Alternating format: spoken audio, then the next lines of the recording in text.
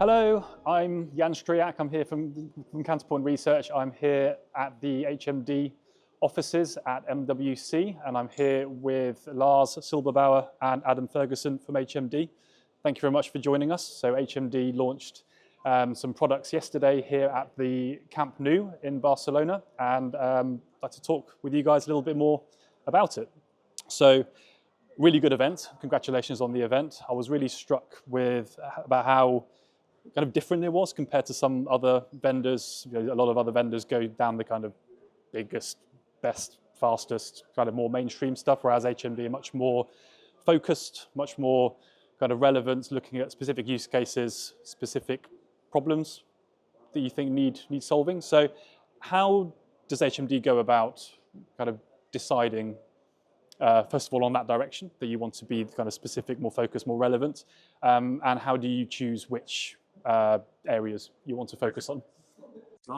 I would say first and foremost, we don't look at the finances first. We look at like what's the business need here. What is actually the challenge that people are having right now. Right. And I think one of the big challenges people are having is definitely about like the overconsumption of digital media, and that's basically correlated to the use of smartphones, social media, and we see like a big mental health crisis, basically an epidemic that is going on right now across the world. So we launched the Better Phone project, working with people, with experts, with like scientists, with psychologists, with a lot of parents, people from more than 50 countries participate in this project about really understanding what are the needs, what are the challenges with the overconsumption of digital, with the smartphones, and how it's negatively impacting mental health. So that's what we're addressing. Not about like reaching a specific number of $1 trillion in the bank. We would love to get there at some point, but really first focus on the needs that people are having right now. Okay, so there were three kind of areas that were focused on yesterday. I'll touch on all three, but first of all, feature phones. So obviously not many people talk about feature phones at a place like MWC where it's all about the most advanced stuff. But it was mentioned a couple of times yesterday that yes, the feature phone market is shrinking, but HMD is seeing double-digit growth in that segment over the last 2 years. So why is that? Kind of where are the kind of feature phone areas where you're seeing that growth? And I think, like, again, like it's a big world we're living in, and a lot of places just having no phones and going to a feature phone, that's still like a massive, really like empowerment of people. Yeah. So like last year, just in October, we sold 2 million phones in India alone, and of course, a lot of them are feature phones. And again, like it's really a big market out there, and it might be that we're here at Spotify Camp Nou in Barcelona, in the western part of the world. Yes, we have smartphone, all of us, but it's still like a really big step from having no phones to having a feature phone. So it's really big. We also see an increase in actually Gen Zs, a lot of young people are choosing to have a companion phone, and they buy like a Nokia 3210 or a Barcelona 3210 that we just introduced yesterday, to really like have a step back from digital and having a more focused time to play football, score some goals, or actually have time with their families and friends. Yeah. It's worth saying that innovation is really one of the things that's driving our growth in this area, because, you know, to that point, we are investing, and that's why we're taking the share. So whether it's shifting to that younger audience who have different needs and therefore creating slightly different devices, or updating, you know, things like the new 2660 Flip with USB-C chargers, you know, to bring those wonderful, you know, increased, you know, elements of technology to the fore. That's what's helping us really position ourselves very strongly against the competition, as well as this new targeting. Yeah. And you've mentioned Barcelona a few times. Obviously, we're here at the Spotify Camp Nou. What's the link between HMD and Barcelona? Why did you choose to, first of all, have your event here and also launch a few devices with kind of the Barcelona branding? What was the decision there? First and foremost, because they're the best football team right now. So we want to work with the best of the best.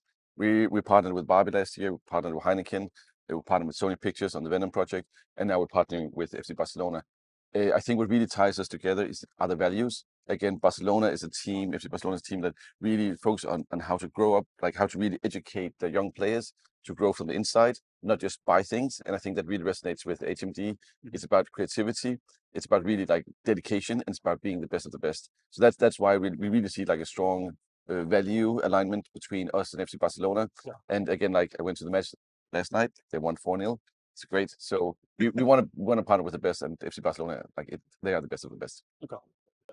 So I want to come on to the bit that really kind of touched me yesterday. It was the focus on family. So the launch of the Fusion X1, there's that real awareness that technology and children don't always mix very well, or there's a very delicate way that technology needs to be introduced to children. So I've got an 8-year-old and a 4-year-old, so I'm not quite yet.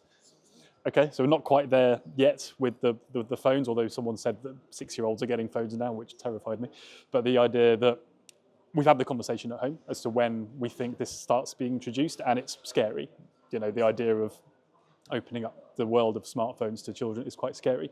So tell us a bit more about the Fusion X1, maybe some of the research you did about how to arrive at that proposition. And I think, again, like I have a 4-year-old and an 8-year-old myself, so like we are all parents, or most of us are parents at HMD, and just the thought of giving our kids a smartphone, like with all of the dangers that comes with it, like you might keep your kids safe, like you might close the bedroom door, but you actually like let the danger in by actually introducing a smartphone to them. Yeah. So that's really what keeps me up at night. And also like it's not just a passion project, it's a responsibility that we need to do. We need to create devices for our kids so we can give them technology that empowers them, but also keeps them safe. Yeah. And for me, it's like I use an analogy about like riding a bike. You don't want to give your 16-year-old kid a bike for the first time. You want to show him or her really like how to ride a bike, how to be safe. And then at some point that bike is going to empower them. It's a piece of technology, and the same thing with smartphones. Yeah. At some point, they need to be educated. They need to be empowered to actually use a smartphone. So that's really why we do this. Yeah. And it's very interesting where the journey has come from. So over the last sort of 2 years or so, we have seen much younger audiences doing things like buying feature phones to disconnect. That was where our journey began and where our understanding started to develop. This generation that has gone through a lot of these problems where, you know, they are now the most, Gen Z, for example, is self-identifies as the most anxious generation to have ever lived, if you look at the data. Yeah. And that's because they didn't have help. They had complete unfettered access to all the wonders and the dangers that the digital world has to offer. So that set us on to this idea that there's a real problem here. And then through that, we've been speaking, you know, over the last 6 months, we've spoken to 36,000 parents and kids to help understand how they're feeling. What do they feel the dangers are? How do they think the smartphone market and the device market should be, and how do they want to bring their families into the digital world? Yeah. And that has really been what's shaped the introduction of things like the HMD Fusion X1. Yeah, and that's really interesting because when you first think about it, you probably think, oh, this is maybe a bit of a niche product, but actually it's not. It's the sort of thing where every parent, when they've got kids of that age, are thinking, I'm going to have to introduce smartphones at some point, but I've no idea how.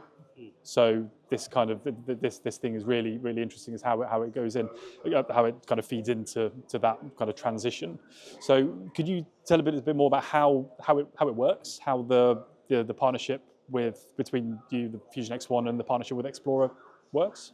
Well, yeah, so I can help with that one. So what we discovered throughout the course of this research is that parents are currently faced with this decision, as you say, where they have to decide, okay, this is the age at which I'm going to suddenly introduce everything to my kids. Yeah. But they've told us they don't want it to be that way. It doesn't have to be that way. So what we're going to be doing over the course of this year is introducing these crucial transition moments. And what the HMD Fusion X1 is going to do is help where families are starting to introduce the full smart experience to their kids, but they don't want to immediately introduce all of the things that they maybe consider slightly more risky, more dangerous, the social media, the access to the complete app store, all of that immediate overwhelm control. Yeah. So where the partnership with Explorer has come in is that they've all got all of this experience working in the kids market. They obviously have been doing smartwatches for many years now.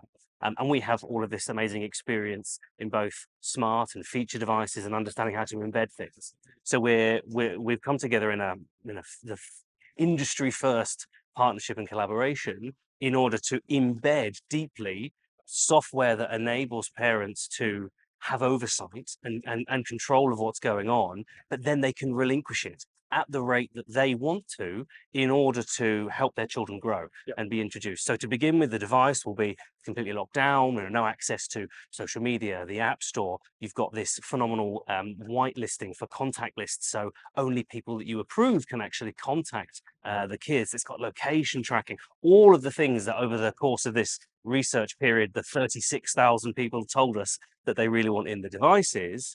You can do all of that, and then you can introduce and take it off at the sort of the pace that is right for your family. Yeah. Because one of the things that the researchers told us is that no one family is the same. No one child is, they're all unique, and so you need to decide when is right for you as a moment, as a family. Yeah. So that's sort of what has brought us on this journey, and some of the functionality that's built in. Okay. Now, one last question. I mean, MWC, where a big focus is going to be on AI. Everyone's going to be talking about AI, so I feel like I can't not ask about AI. Is there any AI feature? Are there any AI features in the Fusion X1? We have a very clear opinion about AI. We don't want to have like uncontrolled AI just put in our devices, because that's not how we are. We're human mobile devices. Yeah. We want to have AI when it makes sense, when it empowers humans. And that's also why we basically use AI on this device with safety nets, basically on blocking and like basically blocking anything that might be harmful. So that's why we're using how we're using AI. We're also using it on cameras. We're using it on different functionalities. But we don't want to have like uncontrolled AI just poured in just because that's where the industry wants to go right now. Yeah. So that's our clear opinion on it. And yeah. So the work that we're doing with SafetyNet is really core to the next stage of the family proposition. So they have this phenomenal technology that allows them to intercept what you would consider to be dangerous content, image-based content. Right.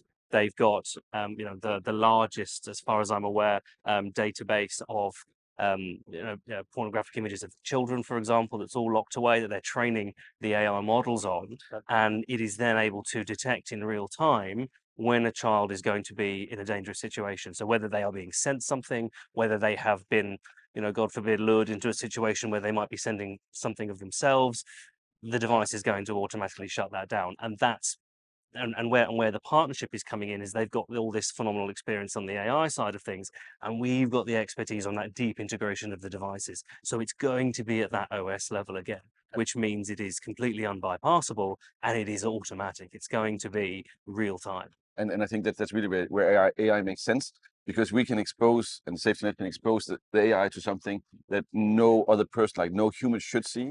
So that's really where the machine can take even the damage of the moderators, like you see in a normal company, and really use AI functionality in the right way.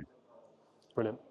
Okay, well, I think it's sort of thing we can talk about this for hours, but we're out of time. So Lars, Adam, thank you so much. Thanks so much, Jan. Thank you. Thank you. Again, congratulations with the launch, and good luck with the rest of the events.